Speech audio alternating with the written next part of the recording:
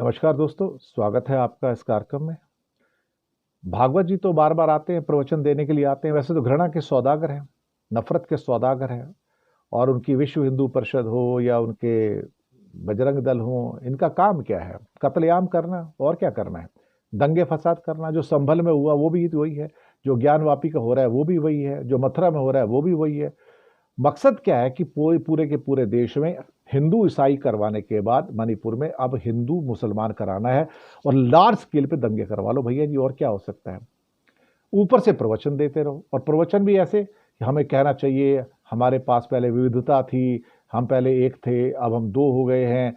पहले लोक सृष्टि और धर्म, हमारा ही सनातन धर्म था, हम ही सब कुछ थे, हम ही ये लोग कर रहे थे। भैया जी क्या करोगे आप अल्टीमेटली? हमारा देश एक सनातन राष्ट्र है। मैं नहीं मानता सनातन राष्ट्र है, हमारा देश कभी सनातन राष्ट्र नहीं था। ये अब कह रहे हो सनातन राष्ट्र है। यहाँ पे तो द्रविड़ पहले आए थे, आपसे पहले द्रविड़ आए हुए थे, आप उनके साथ कहाँ आए हो? द्रविड़ तो नहीं कहते कि हम सनातन राष्ट्र हैं, सारे के सारे तमिलियंस कहते हैं हम सनातनी नहीं है, वो तो पहले कह देते हैं। फिर कहते हैं हमारे कपड़े बदले होंगे, खाना बदला होगा, अंदर से सब एक है। हाँ तो आदमी है ना सारे के सारे। यूरोप में भी सब आदमी एक ही है ना, वहाँ पे तो अमेरिका में सारे आदमी है, सब एक ही है ना। ऑस्ट्रेलिया में भी सारे आदमी अंदर से एक ही है ना। जापान में सारे आदमी अंदर से एक ही है ना। कौन सी नई बात है? अगर खोजे तो विविधता में एकता खोजें। कौन सी एकता भैया? अभी सब लोग अपने अपने करते हैं। यहाँ तो एक फैमिली के अंदर 4 बंदे एक जैसा नहीं सोचते, और आप कहते हो 140 करोड़ लोग एक जैसा सोचेंगे। और फिर हैदराबाद में जाकर कहते हैं लोक मंथन भाग्यनगर, वहां भी आग लगाने के चक्कर में कि उसका नाम बदलना है, हमको भाग्यनगर रखना है। तो करके दिखा दो फिर तुम। पहले तो वहाँ बीजेपी लेके और फिर नाम बदलो। नाम बदलोगे तो बड़ी वहाँ समस्या बहुत है भैया जी। लेकिन चलो ठीक है, करते रहो। फिर कहते हैं कि हम तभी खुश होंगे।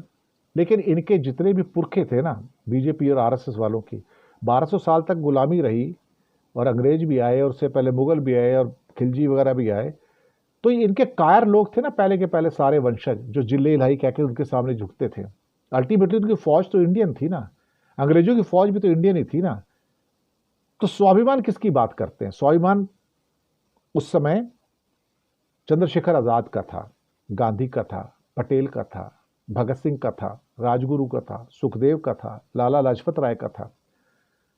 और ये बीजेपी के जो पुरखे हैं, जिन्होंने बीजेपी स्टार्ट की थी, हेडगेवर बोलते हैं नहीं नहीं, हमें तो आजादी के संग्राम में भाग ही नहीं लेना है, हमको ब्रिटिश के खिलाफ लड़ना ही नहीं, हमको हमारा उद्देश्य ही नहीं है वो। तो इनका जो एक तरह से कायराना जो रवैया है, वो आजादी से पहले का है। आज हमको भाषण दे रहे हैं ना, ये पहले के कायर हैं साहब। हिस्ट्री पढ़ के देखिए कि हमें इनके साथ नहीं चलना है, इनके साथ महात्मा गांधी के साथ नहीं जाना हमको। हमको आजादी में कोई महत्व नहीं है, हम तो ब्रिटिश के साथ अच्छे हैं भैया जी। तो ये हमको धर्म सिखाते हैं कि हम पहले अधर्मपति हो गए थे। अरे भैया जी, अभी भी तुम अधर्मपति हो, तुम अधर्मी हो सारे के सारे, इससे ज्यादा और कुछ नहीं है। क्या कहा जाए, इससे ज्यादा मैं कुछ नहीं कहूंगा। एक बार फिर से हर हफ्ते प्रवचन आता है, आप सुन लिया करो। एक कान से सुनो, दूसरे कान से निकाल दिया करो, क्योंकि इन्हीं के पुरखे कायर भी थे और जिले इलाही भी करते थे। शुक्रिया आपका।